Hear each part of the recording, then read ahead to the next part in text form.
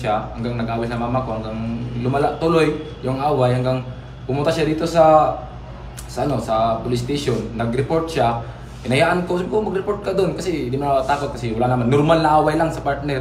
Walang bugbugan na nangyari, sir. Walang bugbugan na nangyari. Tapos nag-report siya dito, nung pagpunta niya dito, dumating yung pulis sa bahay.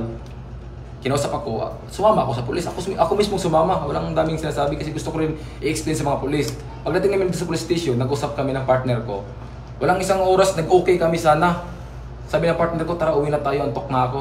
Sabi ko, sabihin mo sa pulis na uwi na tayo. Yung pagkasabi niya sa pulis na uwi na kami, wala na, na-file na yung report niya. So wala kami magawa kasi na batas eh. So kala niya yung batas kasi pwedeng paglaruan. Eh, napasok ako sa kulungan, nagbabantay siya sa akin 24 hours. Sabi ko, ngayon, tignan mo yung report mo. Nung nangyari, nakulong ako. Nagbabantay ka sa akin, nagmamakawa ka. Nagmamakawa siya sa mga pulis na ipalabas ako. Wala eh, may batas tayong sinusunod eh. Napakalit lang sana ng problema naman, sir. Away magpartner lang talaga. Wala, away partner, napakalit lang. Kumbaga, ang dapat tutukan natin na problema. Hindi ito problema ko eh. Dapat problema sa addict, problema sa magnanakaw, problema sa rapist. Mga ganyang problema ba? Ito, away partner lang. Napakalit lang talaga ng problema. Pero wala eh, vlogger tayo. Siyempre, pag vlogger tayo, konti pagkakamali, kalat talaga yan. Mali ka na sa tingin ng tao kasi abangan nila yung pagkakamali mo. Pero wala akong problema din, sir, kasi mas marami pa rin naniniwala na may naiwan pa rin na kabutihan sa katawan ko. So yun, sir, nag-away lang talaga. Okay kami sa partner ko. So wala kaming problema. Sadyang nakulong lang talaga ako dito kasi may batas na sinunod dahil kahit anong sabihin ng partner ko na urong niya, yung mga sinasabi niya, wala na, late na talaga siya. Kaya sa mga mag-partner dyan, masabi ko lang talaga sa inyo, yung experience namin ngayon na kaya nga nag-private relationship lang kami, sir eh. Na pag nag-away kayo, agad pwede pang pag-usapan, wag agad-agad na sumugod sa pulis. Kasi kung ganun mangyari, magka-okay naman pala kayo. Dahil nadala lang sa init, kontrolado ng galit, magka-okay kayo, wala na. Siyempre, may batas, kulong kayo lang dalawa magsasakripisyo. So, kawawa kayo lang talaga. Kayo lang pagpipistahan ng mga tao. Yun lang.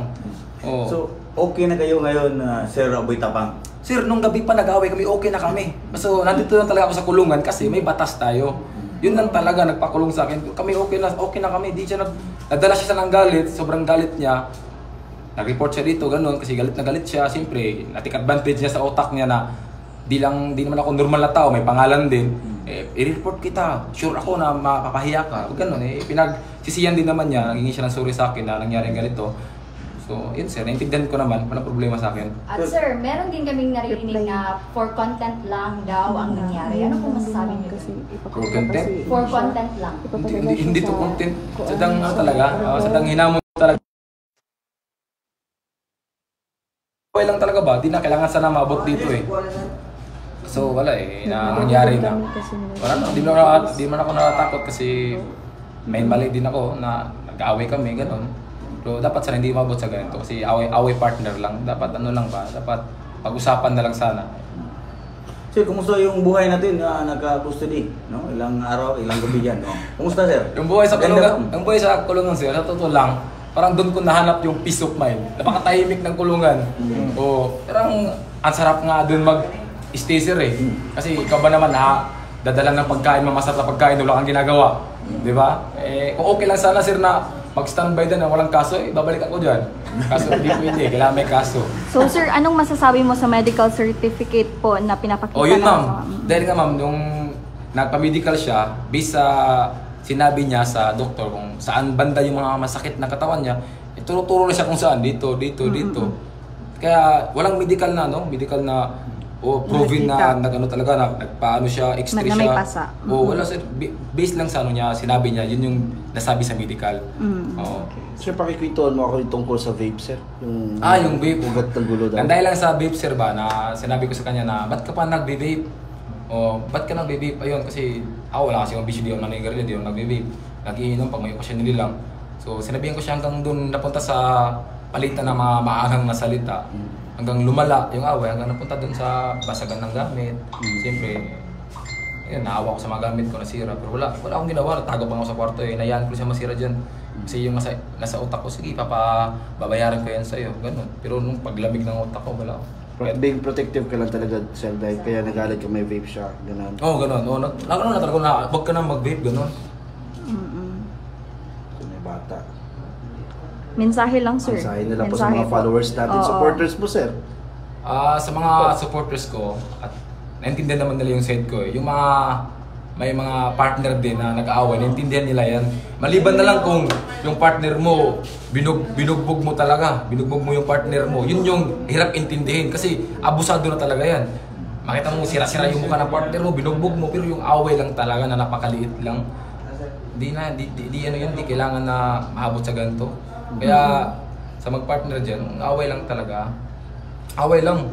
Oo, wag lang magbugbugan. Sir, natawang ako sa bugbugan nangyari. Sa sinabi dun nabugbugan eh. Tawa nga yung partner ko dyan eh. Kung nandito ng partner ko sa'yo, papaanoin ko dito sa inyo. Papaharap ko sa inyo, wag na, baka ma-jowa reveal ko pa, nasa news pa. Oo, sa vlog ko na lang para hati-hati earnings ba. So ano masasabi mo, sir, sa mga nagko-comment na for content lang po ito lahat? Sa mga nagsabing for content, hindi to content, ano talaga to, nangyari talaga na hindi inaasahan ba na akala niya yung ginagawa niya ng pag-report ay pwedeng bawiin na report kita. Kunwari lang takutin kita, pero hindi makatakot ang batas yan eh. So yun nangyari. Wala na, napakalit lang talaga ng problema, away mag-partner lang talaga. Oo, ganun lang. Sir, anong personal lesson na na-learn mo sa experience mo nito? Na-experience ko dito, hindi madali makulong. Hindi madali makulong. Kausap mo butiki. Nagtitigal kami ng butiki doon eh. Sabi ng butiki doon, walang tulugan to, lagi nagkakape.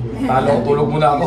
So mahirap talaga sir na makulong. So dapat iwasan na lang talaga na hindi ka makulong para walang problema. Sarap mamuhay ng nakatambay sa kubo kaysa nakatambay ka sa sa kulungan kahit maligo ka doon ko naranasan maligo nakatayo ganun lang tayo tapos CR ka ganun lang konti lang kembot mo CR ang hirap natututplas ka nakatingin ka sa kisame kasi pag tingin mo sa ball baka masuka ka pa. Di ba? So yan yung mga experience ko na hindi magandang balikan. Okay. Pero experience lang yun, magandang experience din yun. Magandang experience din. Maraming matutunan. Maraming salamat. Susunod, sir, pupugin mo na lang sa sarap. Pagbugon na lang dito.